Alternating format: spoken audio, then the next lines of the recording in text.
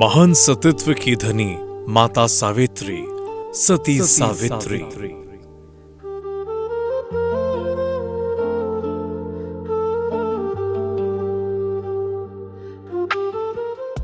प्राचीन काल में मद्र देश में अश्वपति नाम के एक राजा राज्य करते थे। वे बड़े धर्मात्मा, ब्राह्मण भक्त, सत्यवादी और जितेंद्रिय थे। राजा को सब प्रकार का सुख था, किंतु उन्हें कोई संतान नहीं थी। इसलिए उन्होंने संतान प्राप्ति की कामना से 18 वर्षों तक सावित्री देवी की कठोर तपस्या की थी।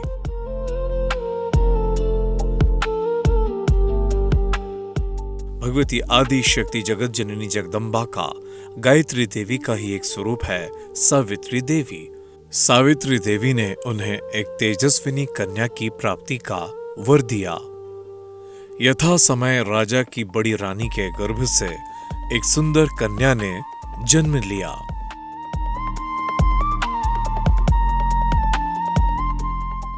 राजा ने उस कन्या का नाम सावित्री रखा।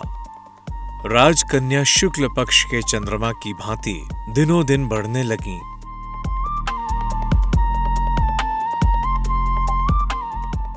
धीरे धीरे उसने युवा अवस्था में प्रवेश किया। उसके रूप लावण्य को जो भी देखता उस पर मोहित हो जाता। राजा के विशेष प्रयास करने पर भी सावित्री के योग्य कोई वर नहीं मिला। उन्होंने एक दिन सावित्री से कहा, बेटी, अब तुम विवाह के योग्य हो गई हो, इसलिए स्वयं अपने योग्य वर की खोज करो।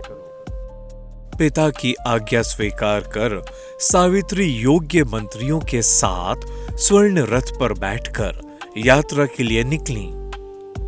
कुछ दिनों तक ब्रह्मर्षियों और राजर्षियों के तपोवनों और तीर्थों में भ्रमण करने के पश्चात वह राजमहल में लौट आईं। उसने पिता के साथ देवर्षि नारद को देखकर उन दोनों के चरणों में श्रद्धा से प्रणाम किया। महाराज अश्वपति ने सावित्री से उसकी यात्रा का समाचार पूछा।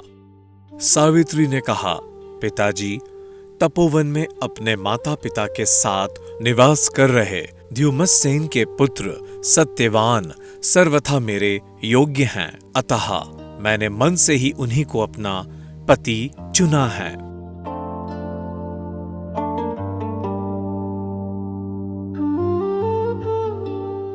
नारद जी सहसा चौंक उठे और बोले, राजन, सावित्री ने बहुत बड़ी भूल कर दी है। सत्यवान के पिता शत्रुओं के द्वारा राज्य से वंचित कर दिए गए हैं। वे वन में दर दर तपस्वी जीवन व्यतीत कर रहे हैं और अंधे हो चुके हैं। सबसे बड़ी कमी यह है कि सत्यवान की आयु अब केवल 1 वर्ष ही शेष है। नारद जी की बात सुनकर राजा अश्वपति व्यग्र हो गए। उन्होंने सावित्री से कहा, बेटी, अब तुम फिर से यात्रा करो और किसी दूसरे योग्य वर का वरण करो। सावित्री मन से, अंतःकरण से, शुचि इंद्रिय से सती थी। उसने दृढ़ता से कहा, पिताजी, सत्यवान चाहे अल्पायु हो या दीर्घायु, अब तो वही मेरे पति हैं। जब मैंने एक बार उन्हें अपना पति स्वीकार कर लिया, फिर मैं दूसरे पुरुष का वरण कैसे कर सकती हूँ?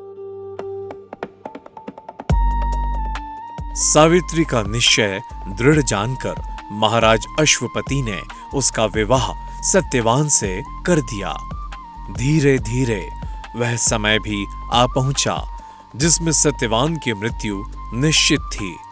सावित्री ने उसके 4 दिन पूर्व से ही निराहार व्रत रखना शुरू कर दिया था। पति एवं सास ससुर की आज्ञा से सावित्री भी उस दिन पति के साथ जंगल में फल मूल और लकड़ी लेने के लिए गईं।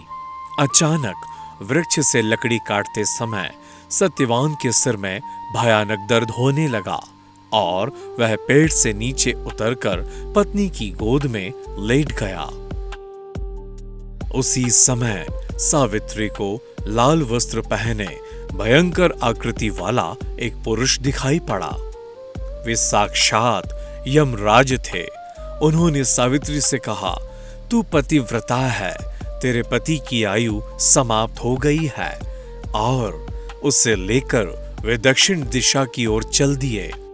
सावित्री भी उनके पीछे पीछे चल दी। सावित्री की बुद्धिमत्तापूर्ण और धर्मयुक्त बातें सुनकर यमराज का हृदय पिघल गया। सावित्री ने उनसे अपने सास ससुर की आंखें अच्छी होने के साथ राज्य प्राप्ति का वर मांगा, पिता को पुत्र प्राप्ति का वर और स्वयं के लिए पुत्रवती होने का आशीर्वाद भी प्राप्त कर लिया। इस प्रकार सावित्री ने सतीत्व के बल पर अपने पति को मृत्यु के मुख से छीन लिया। जय जगदम्बा।